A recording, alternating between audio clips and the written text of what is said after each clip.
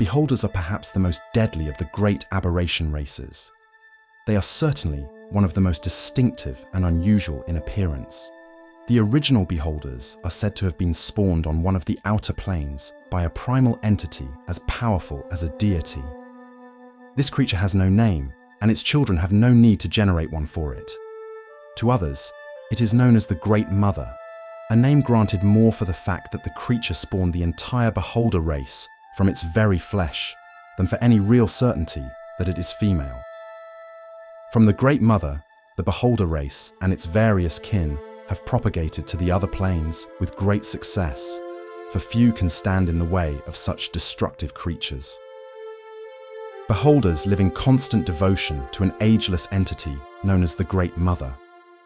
From birth, beholders know that they came not from their parent, who disavows them and turns on them as an enemy, but from the ancient being. To beholders, the Great Mother epitomizes the truth. All else is imperfection, and as a result, each beholder strives to become as perfect in mind and body as the Great Mother. Each beholder vividly recalls its birth, not as the event occurred, but as if it had been spawned personally by the Great Mother herself. Each beholder also believes to the core of its being that it personifies the closest approximation the flesh can hope for in replicating the true majesty of the Great One. All others are pretenders that must be destroyed, for each moment that another beholder lives is an insult to this great being. To a beholder, there is no greater way to demonstrate its faith than to slaughter and kill. Beholders are alien creatures in body, mind, and soul. In this video, we will discover their anatomy, lives, variants, feats, magic, and lairs. Although beholders might look like relatively simple creatures, they are in fact complex and alien in nature. Some of their features and internal organs have similar shapes and functions to those found in other creatures, but many of them are wholly unique to these terrible monstrosities. The beholder external anatomy is one of a single sphere 8 feet wide generally. It's not unusual, however, to find a specimen slightly smaller or even much larger. A beholder's buoyancy cuts down on its weight somewhat, but their bodies are still dense and compact. A typical beholder weighs around 4,000 pounds. A beholder's skin has the strength of steel. Apart from the specialized skin of the eyelids and along the jaws, beholder skin is singularly inflexible. Some beholders have smooth, almost shiny skin of a single drab color, while others have brightly colored skin that seems to be comprised of interlocking plates. The flesh of a beholder's eye stalks is tough and fibrous, but unlike the skin that covers its body, this skin is quite flexible. On most beholders, each eye stalk is smooth and rubbery, almost like a tentacle. A beholder's mouth performs the same functions as a human's mouth. It has a tongue, soft upper and lower palates, and upper and lower teeth. A beholder's teeth are long, thin, and sharp, designed for ripping and tearing. A beholder's sensory organs are, for the most part, not quite as acute as a human's. Their sense of touch is atrophied nearly to the point of uselessness, except for the tongue. Beholders detect scents through thousands of minuscule openings called spiracles over the surface of their bodies, and it is through these openings that they also breathe. Of course, beholders' non-visual senses are so rudimentary due to their eyes being so much more developed. A beholder's multiple eyes are its most notable and feared anatomical feature. In addition to providing the creature with all-around vision, the eyes can be used to aim, direct, and emit powerful supernatural effects. These effects aside, the eye of a beholder is a wondrous and complex organ that has long been the obsession of countless sages and wizards. A beholder's eyeball is remarkably hard and solid, about as strong as a similarly sized ball of stone. The iris seems to be a translucent crystal consisting of hundreds of interlocking sheaves. each of which is capable of independent movement. Curiously, a beholder's eye doesn't have a single lens. Rather, an eye can have as many as a dozen differently sized and shaped lenses, all capable of independent movement. By adjusting these lenses and the iris, a beholder can aim with its eye ray. Each eye has a slightly different configuration of evocularies. In one eye, they might form a complex spiral. In another, they might be taut and straight. The nature of this evoculary configuration is believed to be what focuses the raw magic energy the creature generates deep in its brain to create its signature eye ray effects. A beholder's outer body, although strange, at least seems logical in construction. The farther one gets into the innards of a beholder, however, the more alien and unusual the components become. Its internal organs are a tangled, brightly coloured, often inscrutable mess of tubes, sac, coils, and things that have little or no analogy to those found in a human. Sages have managed to pin down the purpose for some of these organs by the process of elimination or by their proximity to the creature's mouth. A beholder's digestive system, its connected circulatory and respiratory systems are fairly obvious. Beyond these, sages are positive about only the reproductive organs and the brain. Perhaps the most unusual shared feature of a beholder's internal organs is their freakish buoyancy. Even when separated from the remainder of the body, these organs float like balloons, despite the fact they rarely contain any appreciable volumes of air or natural gas. The natural buoyancy allows a beholder to fly, its motions and movement controlled by bursts of air expelled from its thousands of spiracles. Technically, beholders are endoskeletal creatures, although what passes for a skeleton in their bodies really amounts to nothing more than a large skull. The material that comprises the skull isn't bone, though. In fact, it is so similar in construction to the creature's skin that it's impossible to tell where the skin ends and the skull begins. The material is hard, inflexible, and, above all else, remarkably light. Some alchemists have devised methods to maintain the bone's strength after the creature's death. But because the material is only about as strong as iron and much more dangerous to harvest, armor and weapons made of beholder bone remain little more than curiosities.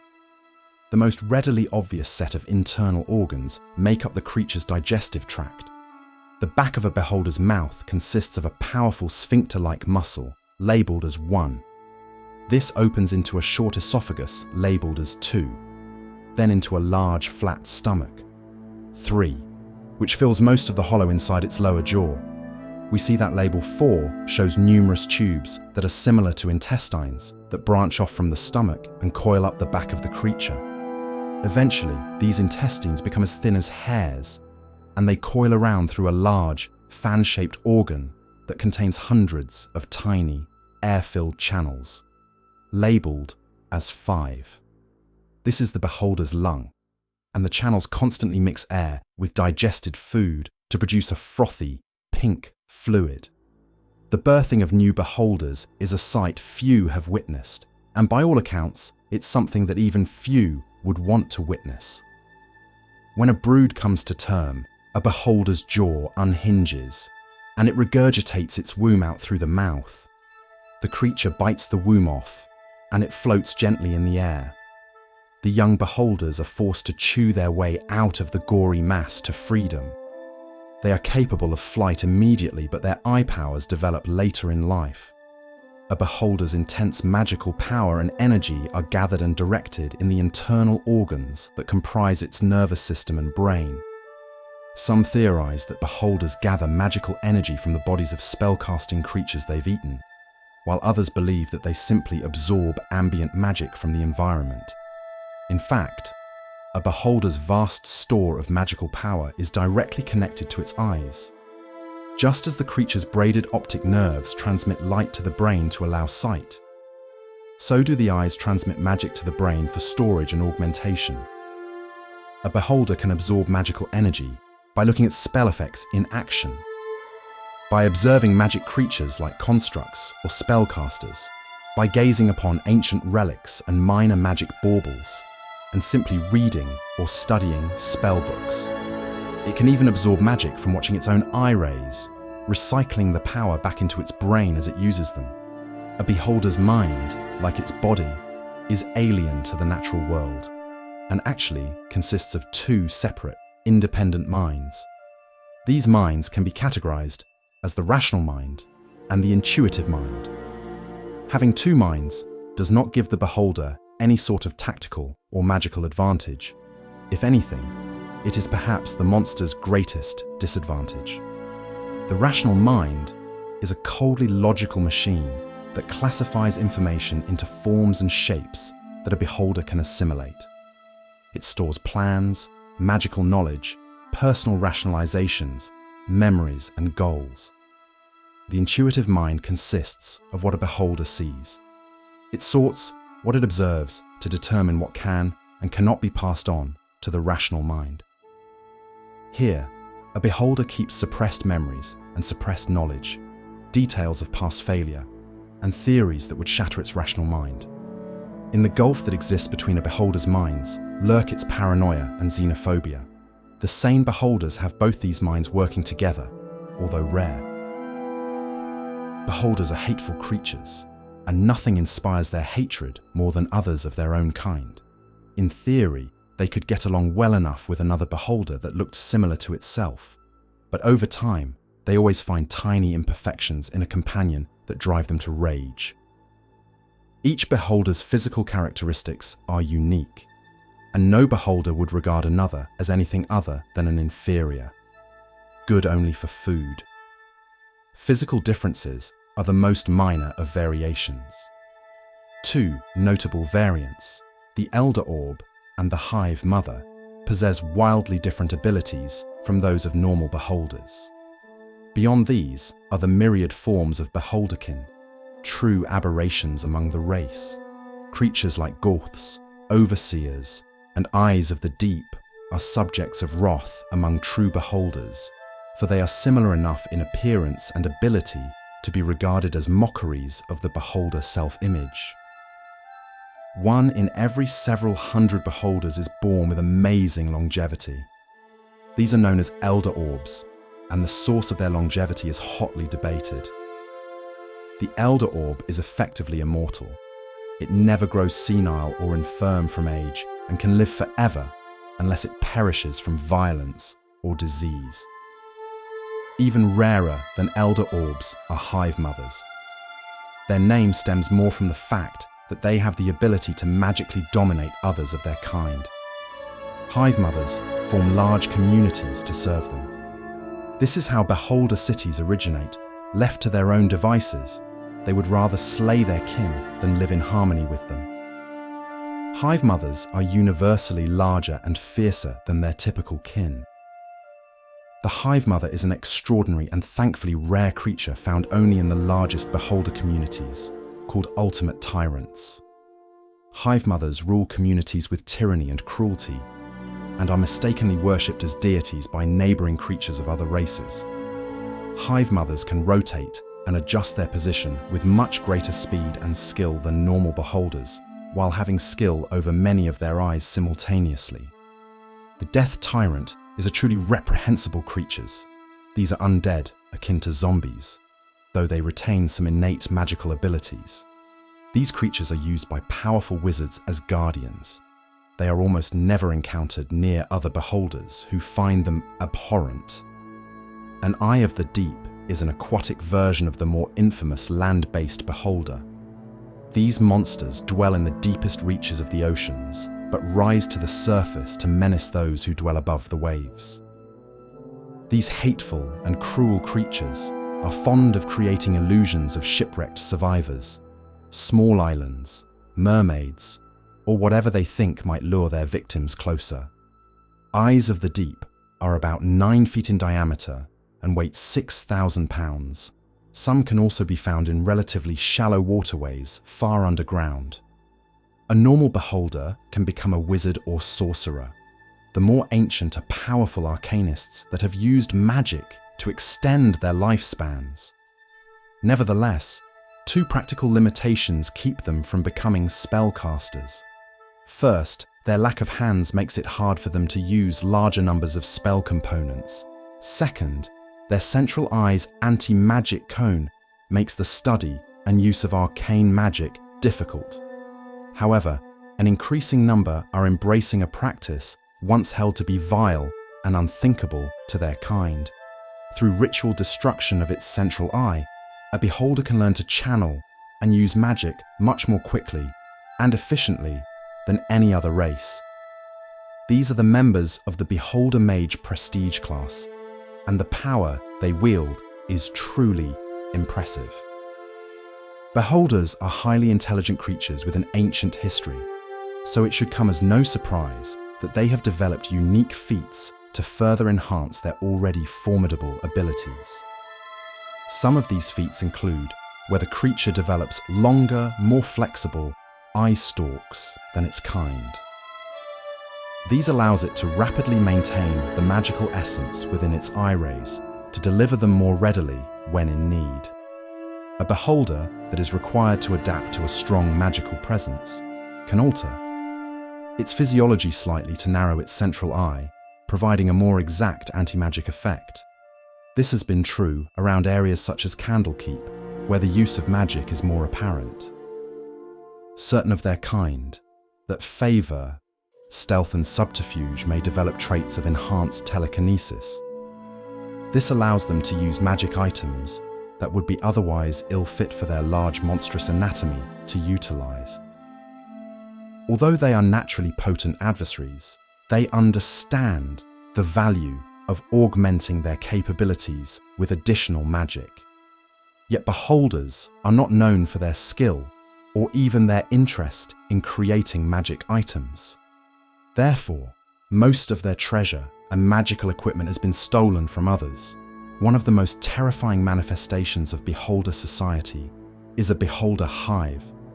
It is not unheard of for similar-shaped beholders to live in close proximity to one another, cooperating to build incredible and alien cities in the far corners of the land.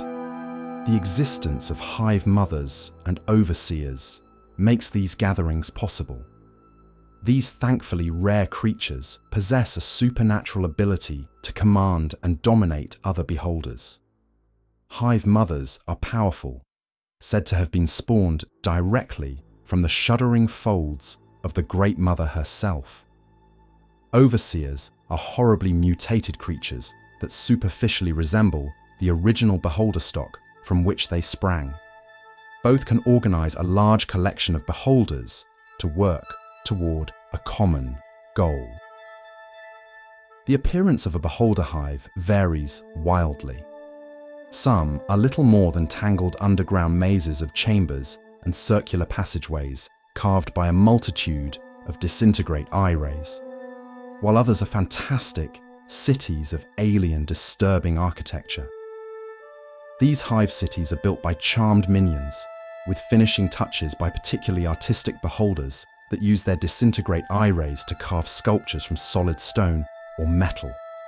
A hive's population depends on the nature of its leader. An overseer can command only a relatively small number of beholders at once, and thus its hive consists of only 20 or so beholders and beholderkin. A hive ruled by a hive mother, on the other hand, has no limit to its size. Such a hive usually even incorporates a few overseers.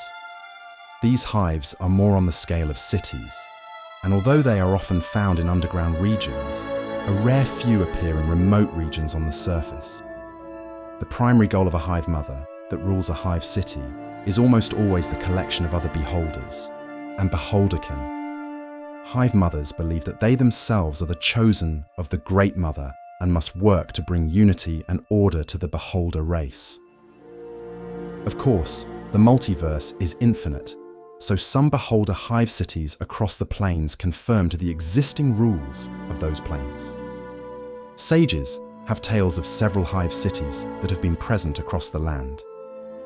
Located deep below the desert Anauroch in a great bell-shaped cavern lies the city of Ultul. The tale was that around 400 beholders and beholder mages lived there in peace. Their hatred was held in check by an even more ancient and more powerful race that had hidden plans for the city. In a remote corner of an unknown world on the material plane lies the massive beholder city of Kagash. This surface city was of unprecedented size, with a beholder population of about 2,000. This city was located on a volcanic, mist-shrouded island. Rumor holds that 10 or possibly more allied hive mothers jointly ruled Kagash. Although beholders are tremendously xenophobic, they can rein in their fears and intolerance when faced with a creature they might be able to use for a time before killing it. A beholder never trusts bargains when recruiting a minion. Instead, it charms the creature for days or years on end. Beholders keep minions for many reasons. The most common are assassins, entertainment purposes, spies, and representatives. Assassins ensure that beholders' complicated schemes and plans that go awry are taken care of. When a beholder's plan is foiled, it sends assassins to remedy the situation. Although beholders spend much of their time studying magic, plotting, and bullying other minions, most keep at least a few minions on hand solely for entertainment purposes. Entertainment can range wildly according to personal tastes, from the sadistic glee derived from watching cowering goblins forced to fight each other under threat of petrification and disintegration to the more cultured displays of magical prowess from charmed spellcasters. Spies serve a role of observation. They observe the lands around the beholder's lair or city. A spy typically remains in the field for a week, returning to report their findings. Rarely, a beholder needs to interact with another society or civilization in a non-violent manner. They treat their representatives much better than they treat their other minions, and even though representatives are charmed, they are afforded the best personal quarters in the lair. Beholders keep only one representative, since they find treating creatures as near equals to be painful. Guardians are also positioned throughout the lair. These creatures are selected to protect the lair. They are unintelligent and left to squat in dead-end sections, while the more intelligent minions patrol the lair and look for intruders. One question that has haunted sages and adventurers, in particular Volo Gadam, is the following question. Within his famous tomes about beholders, he put forth his fears on the matter. He wondered why these horribly powerful creatures, capable of using great magic virtually at will, haven't used these abilities in a more obvious show of force. Sure, beholders are more concerned with fighting others of their kind, but certainly there must be at least a few that would use their disintegrate eye rays to destroy the world. His answer lay in the mindset of the beholder. Although typically insane with xenophobia, beholders are also incredibly arrogant and vain, and nothing pleases them more than to have other creatures fawn over them and worship them, bolstering their egos. A beholder that runs amok with eye rays that disintegrate all humanoids in sight finds itself without anyone to dominate and menace. Because of this, beholders use self-control to avoid destroying everything around them, simply to keep something nearby, to give them a sense of power. Without a matrix of fearful worshippers, a beholder could not exist. When several scholars challenged his theory, he told them to smile and trust his sources, but certain scholars were not so quick to ignore him. There were rumors that some invisible beholders were whispering advice into his ears, telling him what he wanted to hear. The most famous beholder currently is known as Xanathar. Xanathar in the present day has let its paranoia get the better of it. What is fascinating about this beholder is his attachment to his pet fish. Beholders are common to have one attendant, Xanathar's is his dwarf attendant known as Ot Steel Toes. Steel Toes' main purpose is to feed the fish Silgar. This is the only creature that the beholder loves as much as itself. In fact, there have been many Silgars over the years, but Ot is skilled at acquiring a replacement before Xanathar realizes its beloved pet has died. Xanathar rules over a guild as a crime boss, which feeds its egotistic requirements. His lair is underneath the City of Splendors, known more commonly as Waterdeep. This is an ancient dungeon complex originally built by the Netherese and expanded by beholders over time. The Netherese are a collection of ancient wizards and people, which we will discuss on another video in the future. The only real threat to Xanathar's rule is another beholder, which speaks to the reason why the guild has been led by a succession of beholders instead of by various humanoid or inhuman creatures. Like all beholders, Xanathar craves information. It is aware of the great library at Candlekeep and the lore stored there, and one of its main objectives is to get an agent in place to start sending copies of that information back to Xanathar. Xanathar's ultimate goal is to control the entire region under Waterdeep, giving it as much political clout as all the lords of Waterdeep combined. Beholders have unflinching ambitions, which can't be tempted by either of these collective brains. Beholders are among the few creatures that can shape reality to their vicinity, and Xanathar is no different. Beholders don't sleep when they rest. Instead, their mind remains semi-conscious even as it dreams. As a result, on rare occasions when a beholder dreams of another beholder, the dream reality becomes warped and takes on physical form, becoming an actual beholder.